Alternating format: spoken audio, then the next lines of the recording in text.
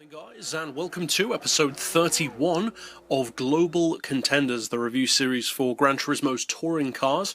And this particular vehicle is another fictional touring car. There are many of these, of course, on the game, and also a pretty decent selection of real ones.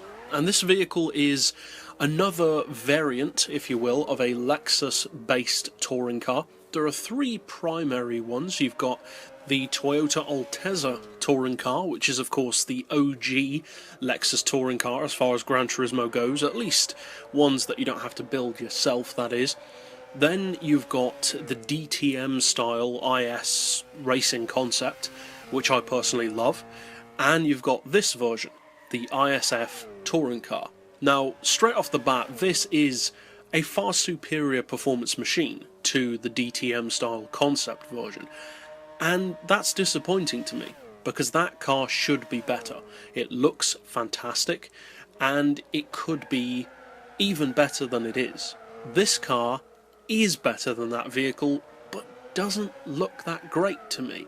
It's not so much that this car looks bad, it's just a very lazy design. They've hardly done anything to the car in terms of upgrading it, and it just seems like, well, as I said, a lazy design. I wish they'd have done more with the concept, at least given it some kind of interesting body kit like a DTM car.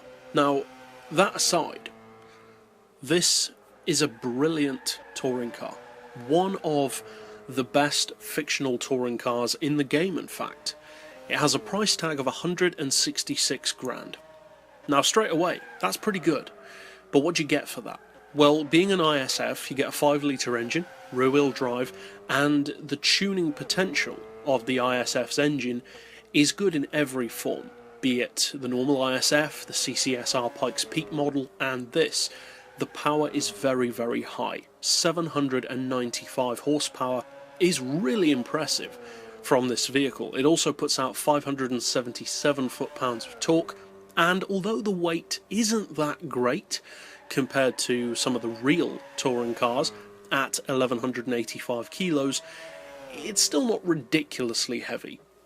That's a little bit heavier than, say, a GT500 car, but lighter than, say, a GT2 car or a GT3 car. Considerably lighter, in fact, than a GT3 machine. So overall, it's workable. You can work with that. It's not ridiculous.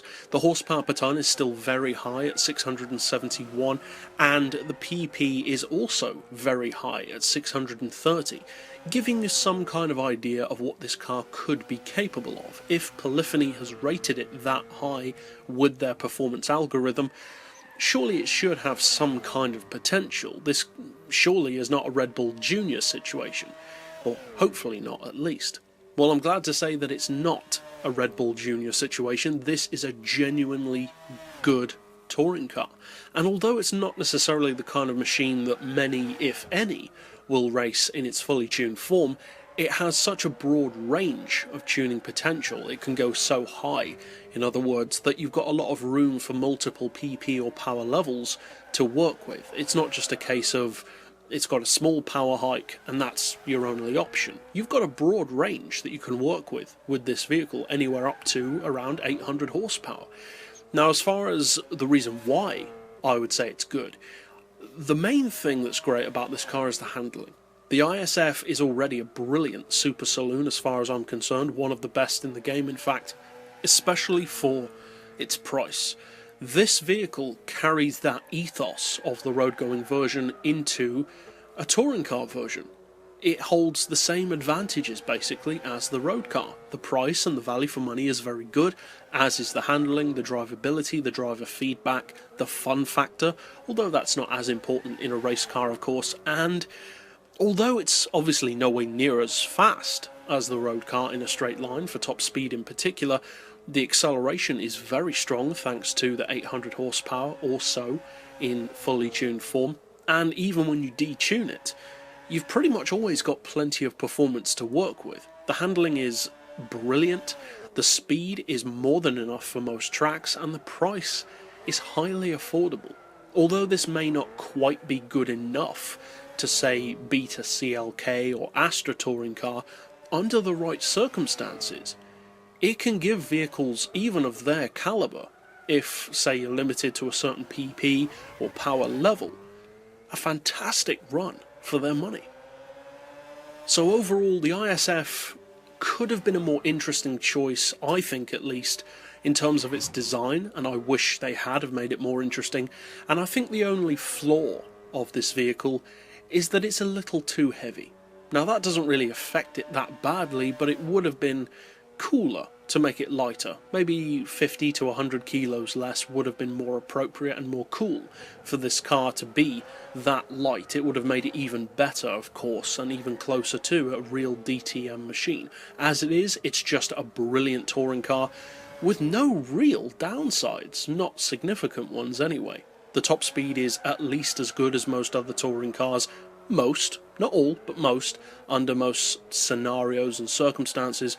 And overall, although this isn't a car which many people use in general, I certainly don't see many people using this, it's definitely worthy of your time. If you're a touring car fan, definitely check it out. If you're not necessarily a touring car fan, but just like race cars in general, still, definitely check it out. It's one of the best for the price in the game. It's just a really good all-round car, and for some reason, the IS-F in general, with some exceptions, but in general, is a very underappreciated vehicle given just how good it actually is, not just as a touring car but also the road-going version. It really is a brilliant vehicle. So, overall, that's it for this particular pick. I'll see you guys next time, and as always, thanks for watching.